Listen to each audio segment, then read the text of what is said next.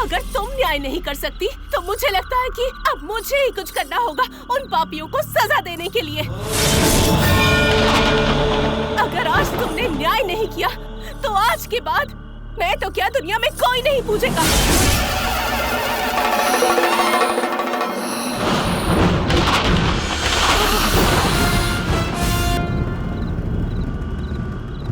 अब उन पापियों को सजा मिलेगी, मैं दूंगी। उस शैतान ने मेरे साथ जो भी किया उसकी सजा मैं दूंगी उन्हें। दंड क्या होता है अब मैं बताऊंगी उन्हें। मैं दूंगी उनके पापों की सजा।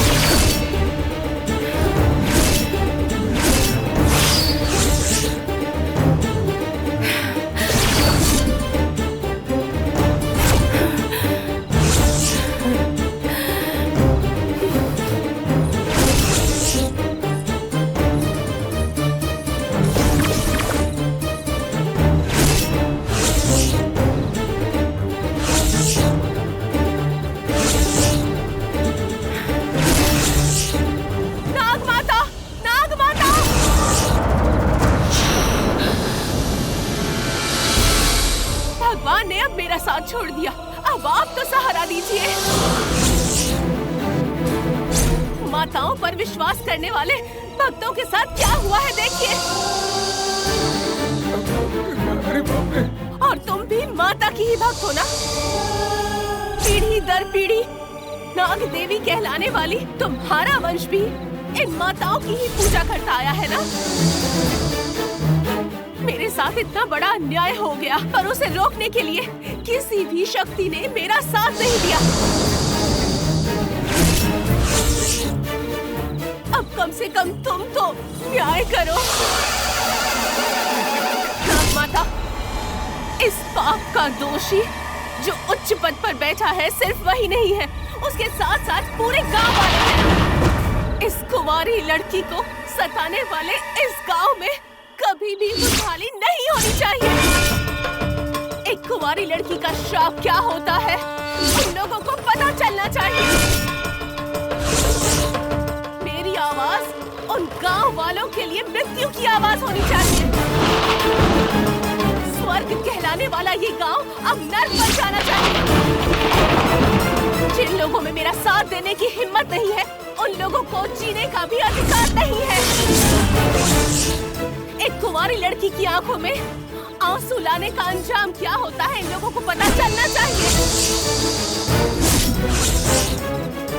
एक कुंवारी पीड़ित लड़की का गुस्सा क्या होता है ये आने वाली पीढ़ी को भी याद रहना चाहिए। नाग माता, आपके इस टिले की कसम खाकर कहती हूँ, अगर ये गंगा पवित्र है, ये बात सच है, तो मेरा श्राप फलना चाहिए। इस गांव में मेरे साथ अत्याचार हुआ, मेरी जिंदगी बर्बाद हो गई। मुझे इतने सारे दुख, तकलीफ और बेइज्जती मिली। मेरा साथ देने के बजाय इस गांव के सारे लोगों ने उन अत्याचारियों का साथ दिया। इसका अंजाम उन्हें भुगतना होगा, उनकी पीढ़ियां भी भुगतेंगी। इस गांव में पैदा होने वाली किसी भी लड़की की शादी नहीं हो सकती।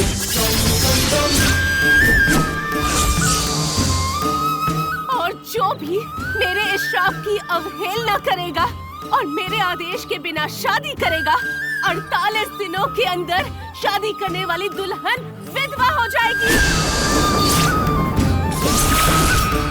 इस गांव में जन्म लेने वाली हर लड़की को पूरी जिंदगी कुंवारी बनकर ही रहना होगा, नहीं तो विधवा बनकर घूमना होगा। और अपने बच्चों की ऐसी दुर्दशा देखकर ये गांव वाले सहन नहीं कर पाएंगे। जीते जी उन्हें नर्क का एहसास हो जाएगा।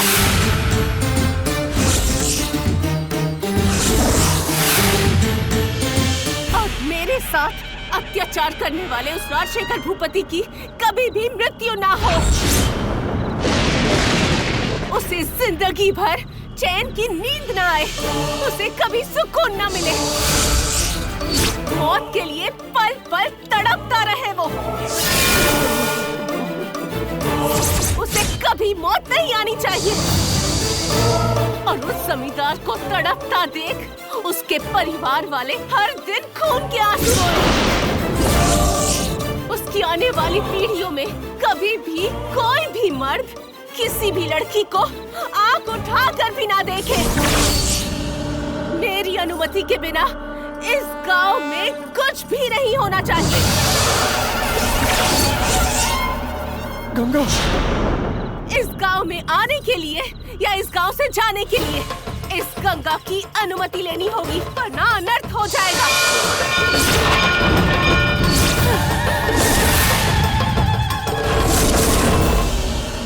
यही मेरा श्राप है। श्राप भी वचन है।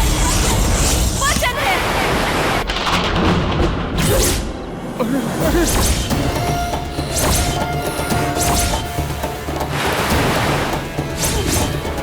नाग माता, मेरे श्राप की तुम ही साक्षी रहोगी। मैं तो रहूंगी नहीं। अब तुम्हें ही ध्यान रखना है कि मेरे इस श्राप का तिरस्कार ना हो। मेरे श्राप के विरुद्ध जाने वाले को तुम ही दंडित करोगी। आने वाली कई पीढ़ियों तक ये गांव और इस गांव के लोग मेरे इस श्राप से मुक्त नहीं होंगे, कभी मुक्त नहीं होंगे।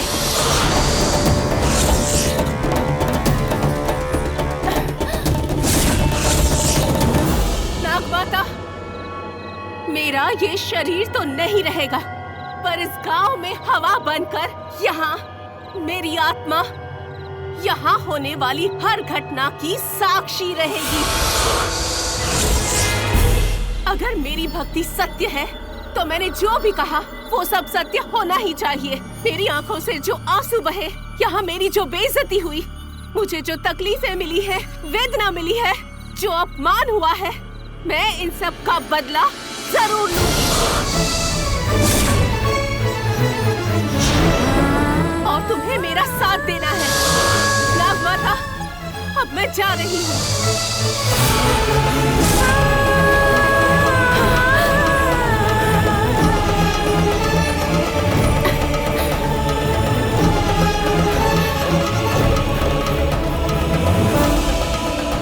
माँ ललिता, माँ, तुम्हारी आंखें तो खुली है, फिर भी नहीं दिखाई दे रहा। तुम्हें तो हजारों आंखों वाली कहते हैं ना, पर मेरे साथ जो हुआ उस पर तुमने अपनी आंखें बंद करके रखी है। चामुंडा का रूप लेकर गई थी मैं, मेरी ये हालत कर दी, तो इस गांव में रहने वाली मामूली लड़की की क्या हालत करेगी? तुम ऐसे ही तमाशा देखती रहोगी तो फिर लोग तुम्हारी पूजा क्यों करें? उनकी पूजा का क्या फल मिल रहा है? ये मंदिर किस लिए? पूजा पाठ किस लिए? ये उत्सव किस लिए? ये नाच गाना किस लिए? अब से यहाँ त्योहार, नाच गाना ऐसा कुछ भी नहीं होगा। पत्थर की मूर्ति बनकर तुम जिस मंदिर में बैठी हो वो मंदिर कभी नहीं खुलेगा, हमेशा के लिए बंद हो जाएगा।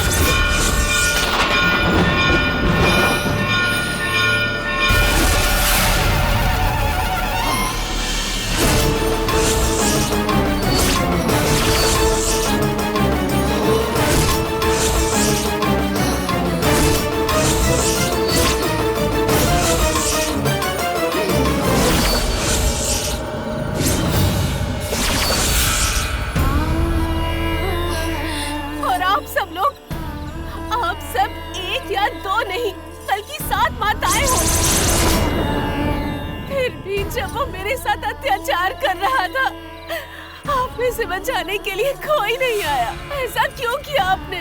तब कहाँ गई थी आपकी ममता?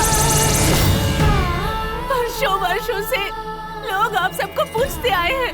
नवरात्रि के उत्सव में 7 कन्याएं आप सबका रूप लेकर खुद में आपको देखती थी, लेकिन उस सबका अब कोई मतलब नहीं रह गया।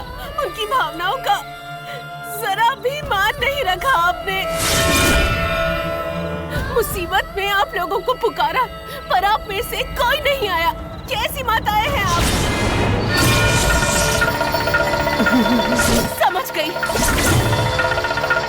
आप सिर्फ पत्थर की मूर्तियां हो। आप में कोई दैवीय शक्ति नहीं है, सिर्फ मूर्तियां हो।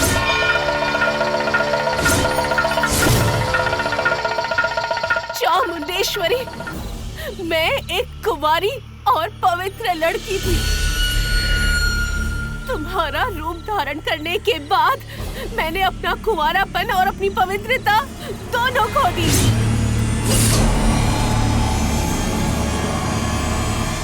अगर तुम में सच में शक्ति होती तो एक अबला की पुकार सुनकर तुम जरूर आती, लेकिन मेरी आवाज तुम्हारे कानों में पड़ी ही नहीं। इसका मतलब तुम भगवान हो ही नहीं, तुम सब सिर्फ पत्थर की मूर्तियां हो जिसमें कोई शक्ति नहीं। इसलिए मेरा ये श्राप उस जमींदार के लिए और सिर्फ गांव वालों के लिए नहीं है, तुम लोगों के लिए भी है।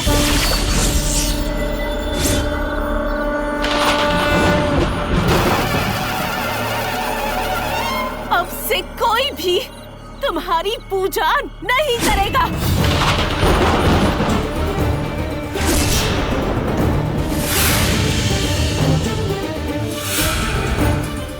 ना तुम्हारी पूजा अर्चना करेगा और ना ही मंत्रोच्चारण। तुम्हारे भरोसे रहने वाली अब किसी भी लड़की की जिंदगी बर्बाद नहीं होनी चाहिए। और जब तुम उनकी सुरक्षा ही नहीं कर सकती तो तुम्हारा इस स्थान पर रहने का फायदा ही क्या है? तुम में कोई शक्ति नहीं, तुम किसी की भी सुरक्षा नहीं कर सकती। जब तुम एक कुंवारी कन्या को नहीं बचा पाई तो फिर ये पूजा पाठ का क्या फायदा?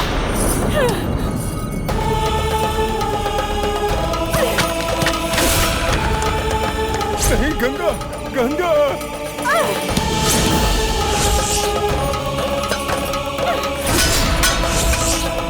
नहीं, रुक जाओ, ऐसा मत करो गंगा। कुछ भी उठा के मत फेंको गंगा। नहीं बेटी, नहीं बेटी, ऐसा मत करो बेटी, ऐसा मत करो बेटी। बेटी मेरी बात सुनो, मेरी बात सुनो गंगा।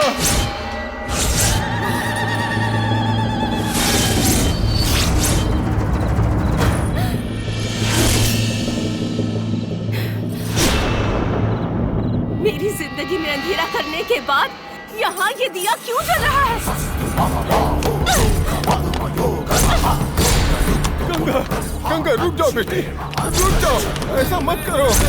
भगवान की नजर में ये गलत है, तुम भगवान के लिए गलत कर रही हो। ऐसा मत करो बेटी, ऐसा मत करो।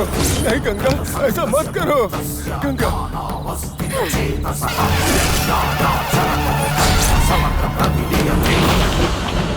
मेरा इतना बुरा हाल करने के बाद तुम पूजा पाठ की अपेक्षा कैसे कर सकती हो?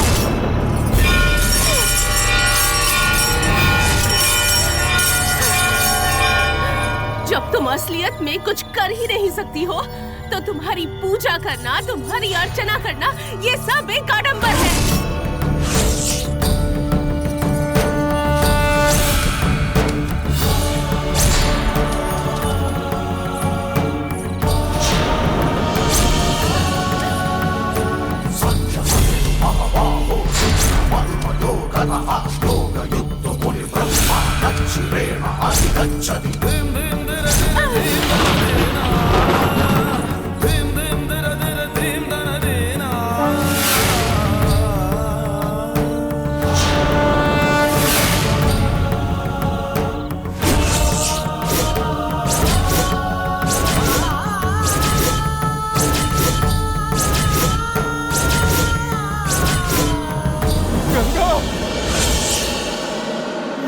पाप है बेटी, रुक जाओ।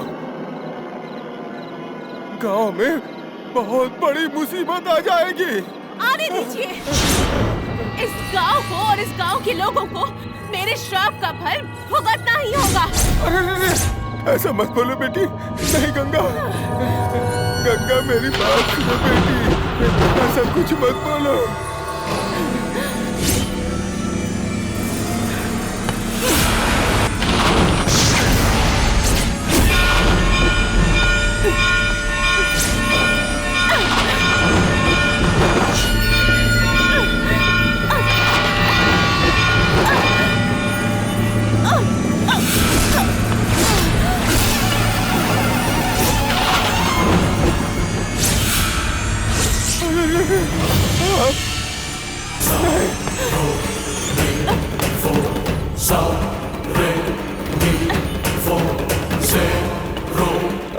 मत करो गंगा।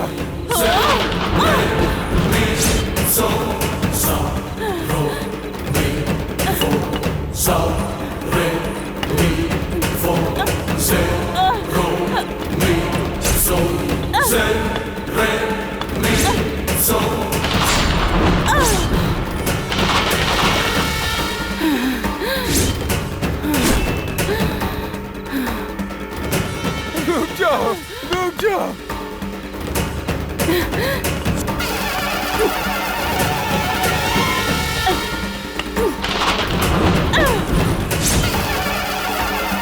गंगा, नहीं बेटी, ऐसा मत करो।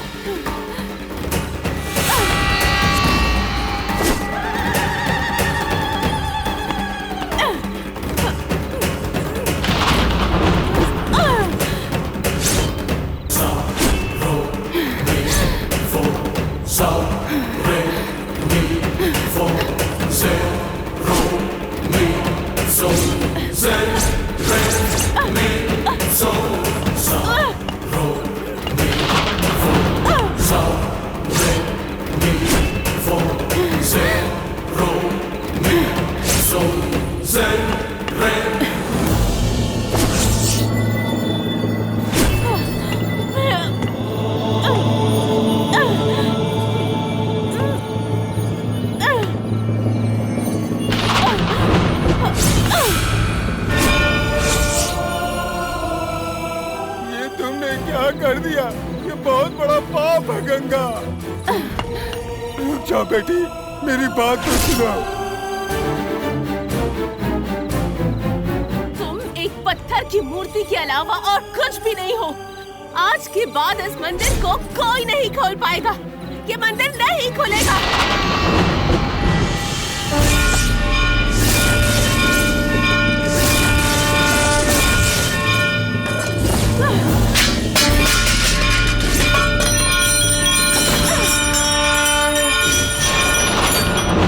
गंगा, नहीं, ये महापाप है। गंगा, नहीं बेटी, नहीं। इन मूर्तियों को नीचे रख दो बेटी।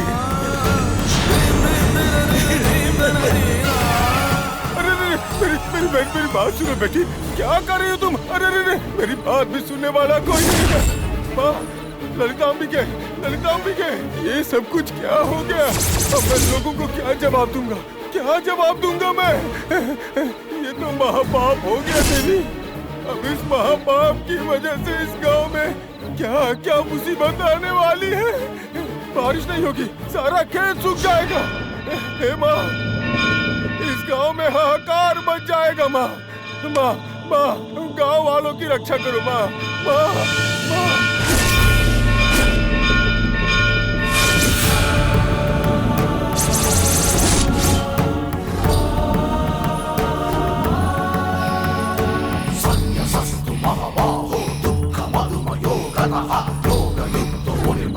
हे माँ ललितांबिके, ये तो महापाप हो गया।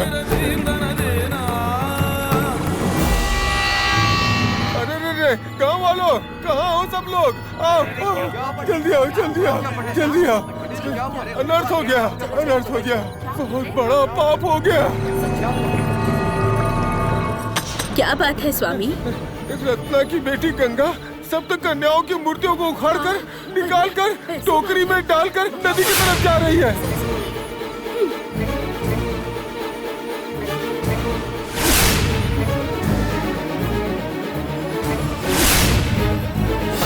ब्राह्मणी, माहेश्वरी, कौमारी, वैष्णवी, वाराही, इंद्राणी, चामुंडी, आप सब लोग भगवान का अंश है ही नहीं। आप सब पत्थर की बनी हुई मूर्तियां हैं बस। क्योंकि आपका इस जग में कोई अस्तित्व नहीं, सब आडंबर है।